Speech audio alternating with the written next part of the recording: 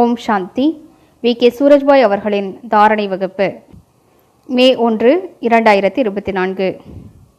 நாம் ஸ்தூலத்திலிருந்து சூக்ஷ்மத்தை நோக்கி செல்ல வேண்டும். எவ்வாறு பிரம்மா பாபா ஆகினாரோ அவ்வாறே நாமும் ஆக வேண்டும்.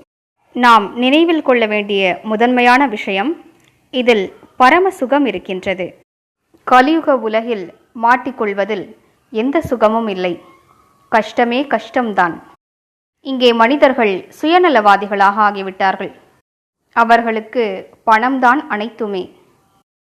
அவர்களுக்கு செல்வத்தை தவிர வேறு எதற்குமே மதிப்பில்லை. எனவே இந்த கலியுக உலகின் சூழலிலிருந்து விலகி இருப்போம். பிரபுவினை சந்திக்கக்கூடிய சுகத்தினை, அந்த ரசனையை அனுபவிப்போம். இது ஒரு முறைதான் கிடைக்கப்பெறுகிறது. இதற்காக நாம் ஸ்தூலமான உலகின் உணர்வுகளை விட்டாக வேண்டும். பலரும் வெளிநோக்கு முகமாகவே இருக்கிறார்கள். அவர்களால் அவ்யக்த பரிஷ்தாவாக ஆக முடிவதில்லை. நாம் ஸ்தூலமான விஷயங்களிலிருந்தும் வீணான விஷயங்களிலிருந்தும் விலகி இருக்க வேண்டும். யார் ஸ்தூலத்தில் இருக்கிறார்களோ அவர்கள் வீணானவற்றை தான் பிடித்து கொண்டிருக்கிறார்கள்.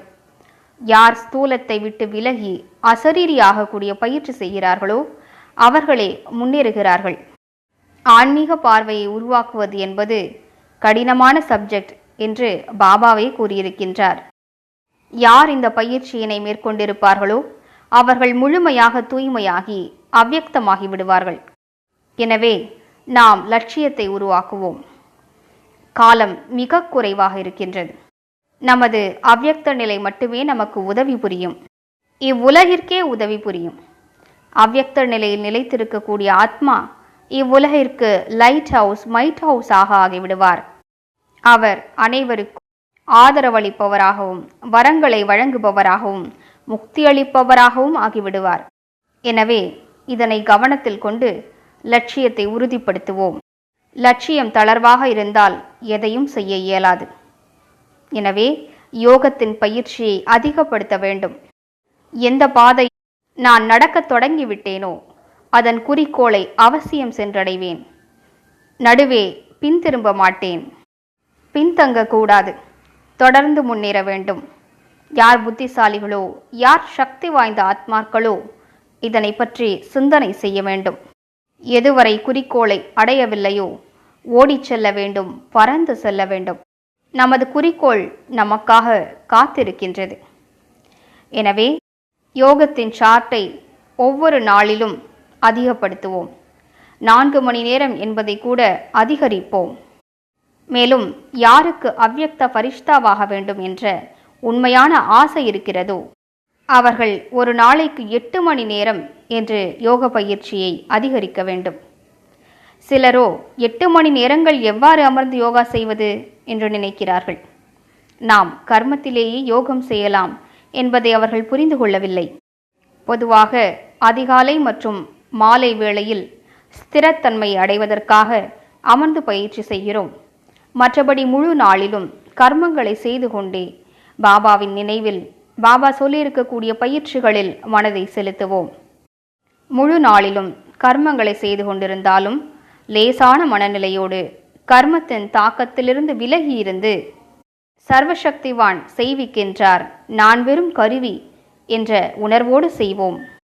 தந்தையின் சக்திகள் என்னோடு இருக்கின்றன என்ற நம்பிக்கை வைத்தால் அவரது சக்திகள் நம்மோடு இணைந்து காரியம் செய்யும். மேலும் பல காரியங்களும் விரைவாகவே முடிந்துவிடும். சீக்கிரமாகவே டென்ஷன் ஆவது, கோபப்படுவது, குழப்பிக்கொள்வது, இப்படிப்பட்ட பழக்கங்கள் எல்லாம் நமக்கு இருக்கவே கூடாது. ஒரு அழகான லட்சியத்தை உருவாக்குவோம். யோகத்தின் சார்ட்டை அதிகப்படுத்த வேண்டும். வரக்கூடிய காலகட்டத்தில் பெரிய பெரிய சோதனைகள் வரப்போகின்றன. அவற்றை எதிர்கொள்வதற்கு நாம் தயாராக இருக்க வேண்டும். தங்க உலகம் வருவதற்கு முன்னால் எத்தனை பெரிய கடுமையான இரவை நாம் கடந்து சென்றாக வேண்டும். எப்படிப்பட்ட பயங்கரமான காட்சிகள் நடக்கப் போகின்றன. நான் உங்களை பயமுறுத்துவதற்காக கூறவில்லை. ஆனால் பகவான் கூறியது இது. மனிதர்கள் கடுகு எவ்வாறு எண்ணெய்க்காக அரைக்கப்படுகிறதோ அவ்வாறு அரைக்கப்பட்டு விடுவார்கள். மகா விநாசத்தின் ஆட்டு உரலில் அனைவரும் மாட்டிக்கொள்வார்கள்.